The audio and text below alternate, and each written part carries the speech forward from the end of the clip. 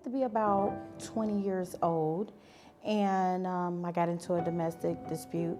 And at that time, that was the last one. It was when I was spit on. My older children's father, which is my ex-husband, spit on me. And at that time, I knew then I deserved better than that. I knew I had to fight, even being a single mom or whatever I needed to do. But I knew at that point, it's a breaking point, because when someone spits on you, that's a sign of hatred. I ignored it. It just was a buildup. At an early age, I was pregnant at 16. I had my daughter at 17. I was pregnant again a year later with my son, my oldest son. I got married at 18, and then 19, I had another child. So at that point, everything to me I felt was okay. I was young. I'm like, hey, he's giving me food every now and then. He's giving me $20 here. I didn't know no better. And I just thought that was love, right? So once I got married to him, maybe a few weeks later, he disappeared on me. Basically, wanted to be out there in the streets and, not paying bills. It was a lot. So at that time, I'm like, well, you know what? I got to figure something out, but I love them. At the end of the day, my kids need their father. So I was going to take it, because who wants to be a single mom, but who wants to be with another man and they're not their father? I felt that my kids, I grew up with my father. I wanted my kids to grow up with their father. So that's why I took so much, because I felt that I had to. And growing up in the church, because they say for better or for worse, meaning, okay, if he hits you, it's okay, and that's not how it should be. I should be able to be loved and, properly. At that point, us living together, 19, all of that, it was just too much. I was literally evicted from 7 different apartments, and because he wouldn't pay bills, okay? And technically it is, you think about your children. That's a mother automatically before you think about you. But if you ain't good, your children's not good. And me not thinking that, and that affected them in some ways, even continued to take that. And even my daughter, she seen, the domestic and, and my son. I don't think my youngest son really remembered from our oldest, but he definitely knew. He definitely knew about it. But again, I was just focused on what it looked like to people compared to what it should be and how it should be. And I was not thinking. Once I got into the word myself and just reading and get into church more and just knowing God for me and not going by maybe what a pastor may say or what a minister or what even your friends or your family members, I had to learn for me and just say, this is not right. We're unequally yoked. I just moved away, basically. And technically, when I moved, he kind of went backwards. So he kind of left. And at that time, I said, well, you won't get back in. I meant that. So you did me a favor. And at that time, when he left that last time, of course I was broken. So, and I said, oh my gosh, I'm just, I remember praying that day. And I went in the room and I was just tears. And I was just like, God, please remove the love that I have for him. Because it was deep. It was definitely deep. What I wanted was freedom. I wanted to be free. I felt like I've never, because I was with him at an early age, 15 years old, I just felt like everything was taken from me, from like the teens and, I know it was going to be the 20s and the 30s. And I said, I just want to be free. I've never experienced, how people are like, girl, I'm going out tonight, 25. I never experienced things like that at that time. And I'm like, man, I'm just in the house with the kids and don't get me wrong, I went out. Don't get me wrong. But it took a while for me to get there and say, I'm about to go out in this world, which still wasn't a good idea for me to go out there, but I wanted freedom for that. And I always say, hey, my kids, they saved my life. because, God must have knew I wanted to just be out there like partying, not wow, but just have fun. Because mind you, I grew up in the church. My parents was pretty strict. They wasn't strict, but they were strict enough. And my mom is like, nope, can't have boy phone calls. I'm like, Mom, I'm 14 years old, and we were sheltered from a lot. So, of course, I wanted to, who wouldn't want to do that? Church kid, like, man, I want to go out. I want to party. I want to do this. And that was not the life that God wanted me to be. It was just the people, the center like I was in, and maybe the people I was around or the environment I was in. When I wasn't brought up in that type of environment. I remember, and this is so funny, when I was at my friend's house and they was like, oh, okay, we're going to have a drink, right? It's our 21st birthday. It was 21, 22, something like that. And they was like, Kiosha, bless the bottle. And, and I'm like, I've never heard of that. So I prayed for the bottle because I'm like, okay, they're like, oh, no.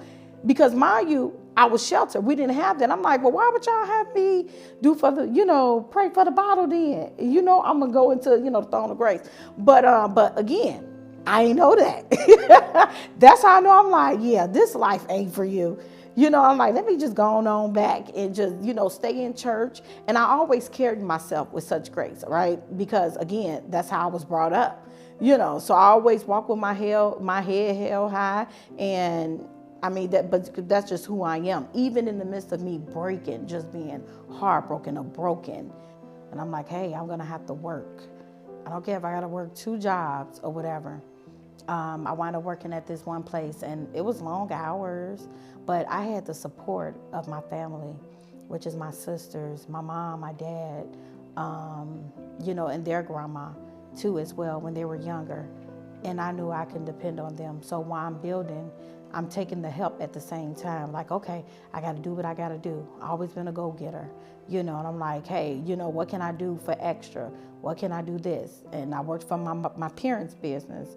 They have a janitorial business, so I worked for them too as well, and just did what I had to do, and just to focus on my kids, to keep them grounded, because they went through a lot too when they seen all of that. And I'm like, I got to make it better for them.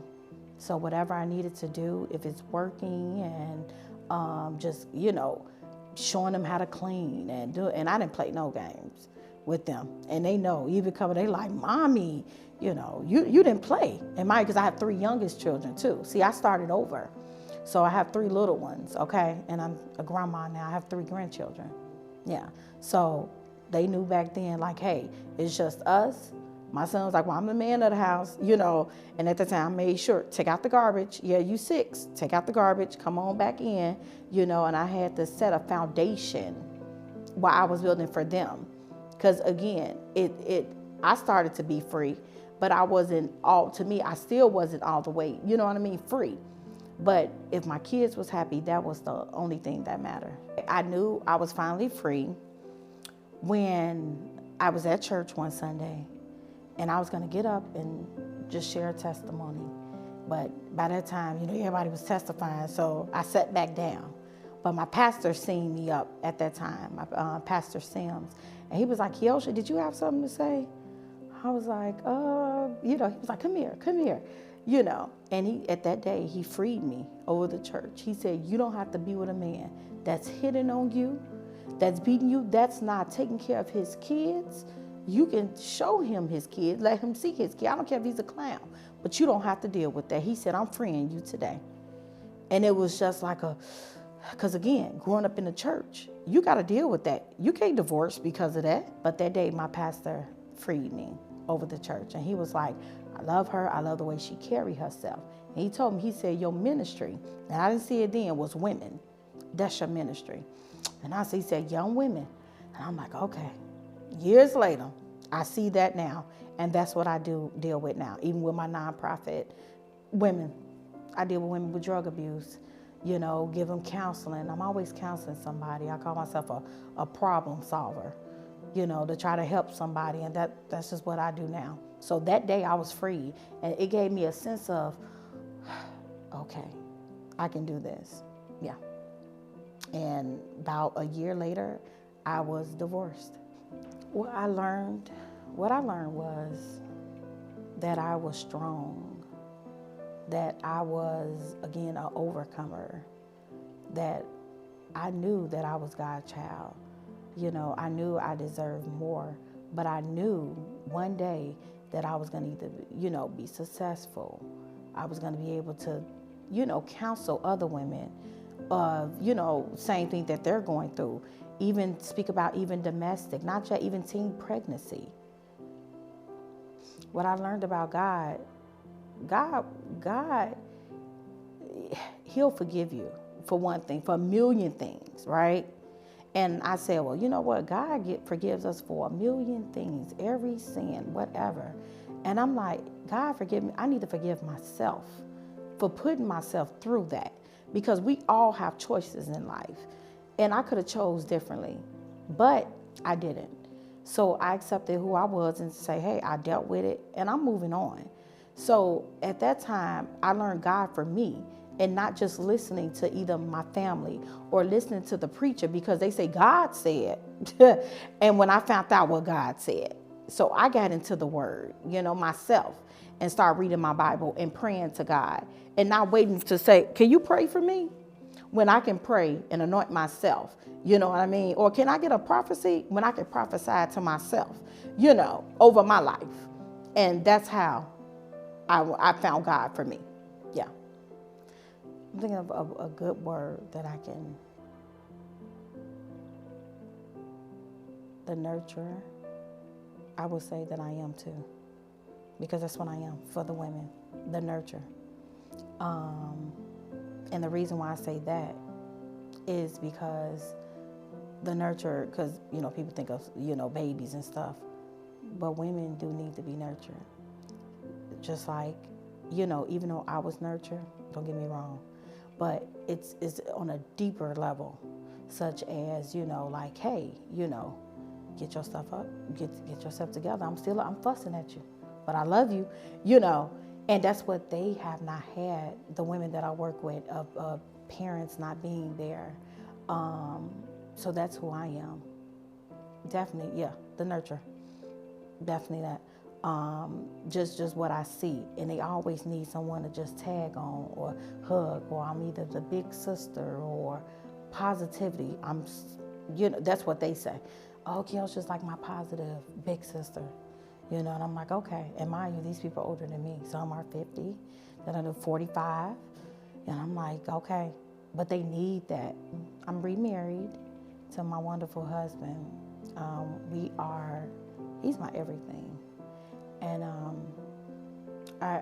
what I want to say is, men love, right, on a different level than a woman. We are emotionally anyways, right? Lovers. So when I met my husband, I said, okay. My wall was built up. And I'm like, well, I almost messed up a good thing. Because again, I was so, at that time, broken. And so when he came into my life, and I'm like, he asking about my children, And I have been used to that because, mind you, I have been with men, but you know what I mean? They ain't studying your children.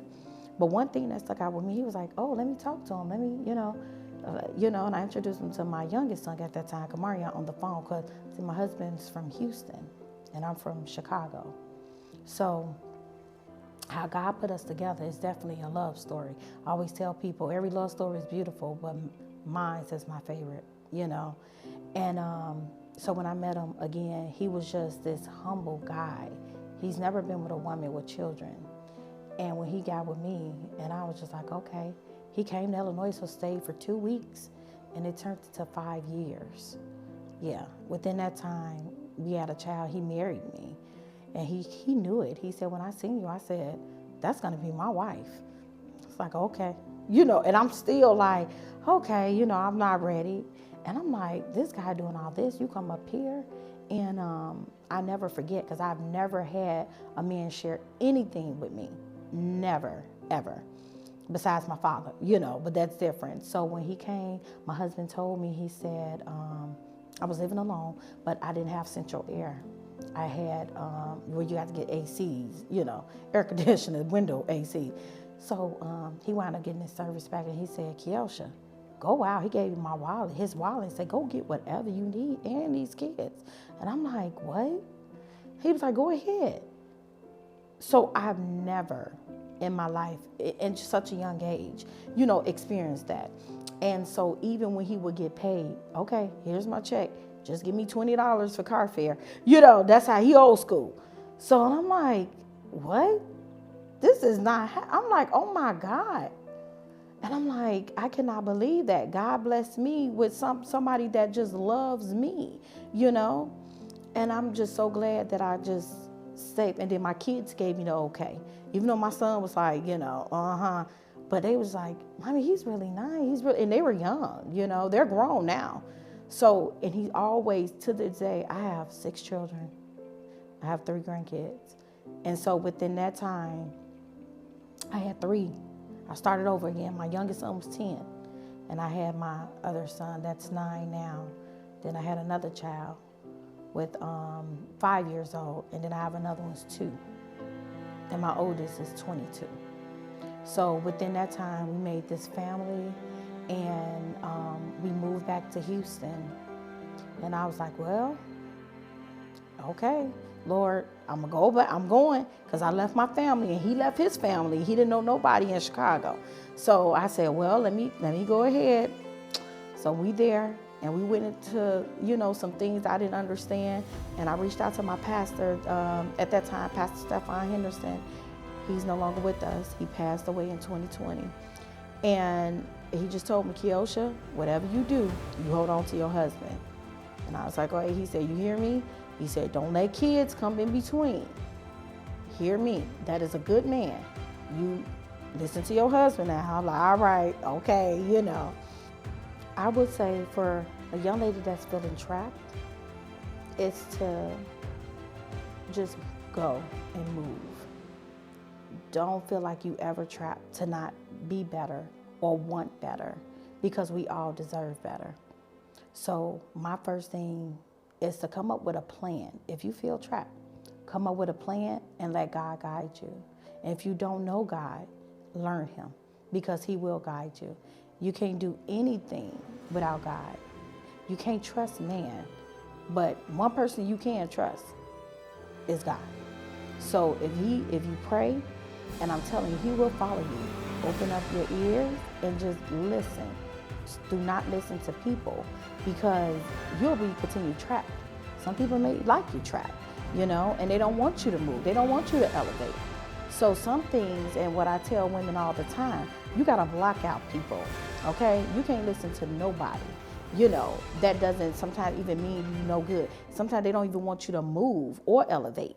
When you got God in your life, he will elevate you. You just have to listen and let him guide you.